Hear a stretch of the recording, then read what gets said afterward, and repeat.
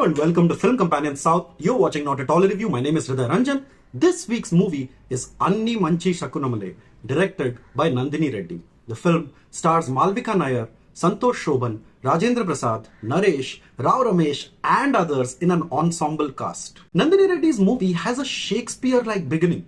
There are two warring families, there is a heavenly coincidence on a stormy night, and there are the sprouting of seeds of enmity that were sowed generations earlier.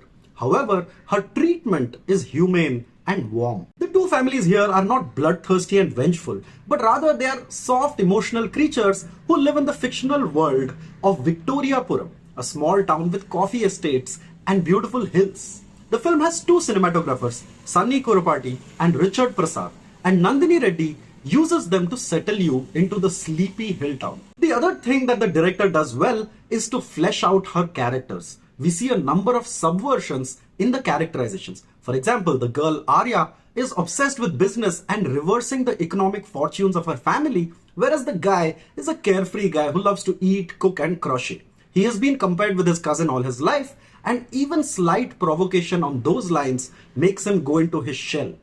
The film is packed with the holy trinity of Telugu senior actors. There is Ramesh, Rajendra Prasad and Naresh, and each of them have been written in various shades of grey, enough to make them interesting. But perhaps in her intent to create a world filled with wonderfully flawed human beings, the canvas became too wide to fit them all in. The film's emphasis is not on the big moments, but in the soft aftermaths. The reactions, the nods, the smiles and the tears. And this is where the film gets a little slow moving.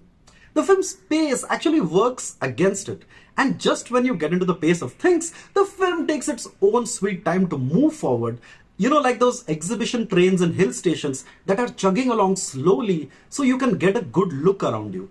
And how you feel about that is up to you. I was invested in the film due to its performances. When the film began, I was wondering, why don't we have other senior actors? You know, every week you get to see one or two of this holy trinity in every movie. But director Nandini Reddy uses them well. They are on point, never going even a step overboard. Gauthami is restrained in the role of the mother, as is Naresh. But the leads in the movie step up their game in this movie. Malvika Nair gets another role where her emoting does the heavy lifting, but Santosh Sobhan is the real surprise of the movie. He encapsulates the character of the spoiled, privileged kid with an unassuming performance that mostly works. Anni Manchi Sakunamule does drag along like an extended holiday though. There are a number of scenes that build slowly and you begin to wonder at some point, like, is it all first world issues? You know, it's a kind of world where deals about coffee estates and property and trips to Europe are planned and executed in a matter of scenes. But the director wraps up the film with a wonderfully evocative climax that makes the wait worth it. I wish the film was quicker, funnier and smarter, but the world of Anni Manchi Sakunamule had enough in it to keep me invested. Like most families, it is imperfect but warm and well intended. It could have been a taut story about two families, but as it stands, it is a warm but polarizing film which has its moments. Do let us know what you thought of the movie in the comment section. Please remember to subscribe to Film Companion South on YouTube for more videos, reviews and interviews. Thank you so much.